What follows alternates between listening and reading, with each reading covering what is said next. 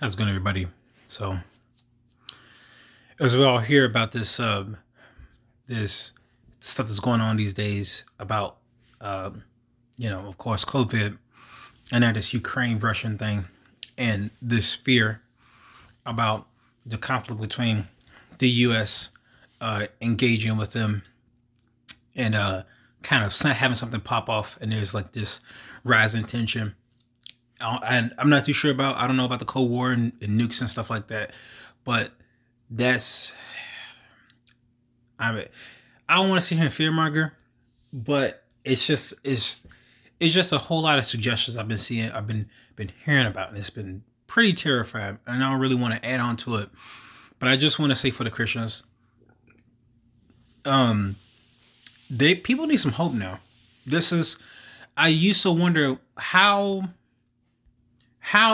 are we gonna help people during this time, and over the years people were talking about this sleeping giant, the church was just sleeping, and one day it's going to awake. Back in the day, I thought, especially during this time, prior to COVID, prior to all this other stuff, I figured something was going to happen because we were way too complacent and people were just wilding out. And it was just like people just picking on Christians and, you know, just the world is just going its own way. And so I wondered, like, how in the world is Christianity going to do anything for this time? They seem like they're perfectly fine without us. So we hear about um, it's not even really a catalyst, but during this pandemic, the catalyst of how the church has failed. And when the pandemic happened and all this, the politics, the presidencies and stuff like that happened, you seen churches just respond so, in my opinion, inappropriately.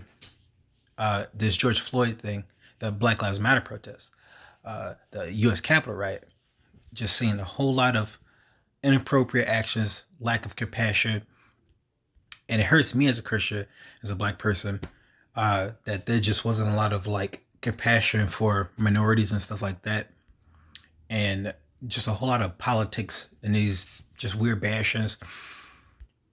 Now we have this conflict between these two countries, for involving Russia and Ukraine, and it just is so fearful because we're afraid of something. We're afraid of like this a nuclear war happening. It reminds me of the idea of the Cold War, where I think they had a similar sentiment. People were just afraid of just nuclear war happening. And so nowadays I'm looking at myself and thinking like, and I'm thinking it seems like now is the time for Christianity to be of use of purpose. And I say this because Christianity has hope. It has hope. We do need hope right now because it's so much tension right now. So much tension. All right, so let me reference Matthew 24. Jesus left the temple and was walking away when his disciples came up to him and called his attention to its buildings. Do you see all these things? He asked. And this is Jesus him talking. Um, Truly I tell you, not one stone here will be left on another. Everyone will be thrown down. Everyone will be thrown down. Jesus was sitting on the Mount of Olives. The disciples came to him privately, privately, saying, "Tell us," they said, "when will this happen?" And he's referring to when not one stone will be left on another. "And what will be the sign of your coming and the end of the age?" Now, I want to do a small pause. Now, we referred to these things like constantly throughout history because we thought, okay, it seems like now's the time, right? We got the wars happening, rumors of wars, we got the famines, we got, nation rise against nation. When is this stuff going to happen? Now, again, it might be no different, because we have conflicts happening. We just have wars and rumors of wars. So I just want to this passage refers to that. So they're asking Jesus. Jesus is letting them know in regards to the temple, and all these things. So again, no one knows the day of when it'll happen, but here are the signs. Okay. Jesus answered, "Watch out that no one deceives you, for many will come in my name, claiming I am the Messiah, and will deceive many. You will hear of wars and rumors of wars, but see to it that you are not alarmed. Such things must happen." Sorry, I got a notification. "But the end is still to come. Nation will rise against nation, and kingdom against kingdom. There will be famines and earthquakes in various places. All these are the beginning of birth pains. Then you will be handed over to be persecuted and put to death, and you will be hated by all nations because of me. At that time, you will turn away from the faith. At that time, many will turn away from the faith and betray it and hate each other." Now, mind you, I'm not sure if this stuff is supposed to be happening simultaneously or one after the other, or if it's going to be sequentially, one after the other. I just don't know. I couldn't tell you. But Jesus is speaking about like all these things that's going to be happening. It's like when Jesus was telling the Pharisees, like, when it's about to rain because you see the clouds and stuff like that. So it's like you can tell when things happen based off like the context of it. The surrounding subtext that certain things will happen. So he's like, okay, so why can't you see the sign of the times? So in my opinion, Jesus is just talking about these signs of the times.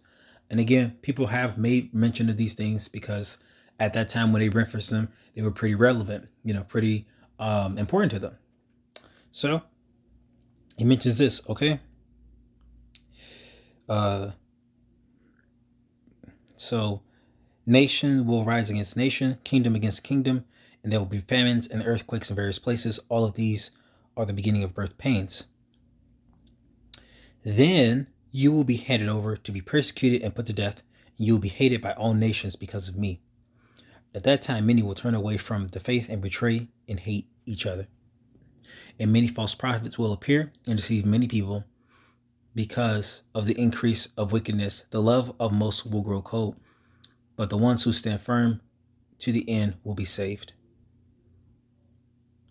And this gospel of the kingdom will be preached to the whole world as a testimony to all nations, and then the end will come.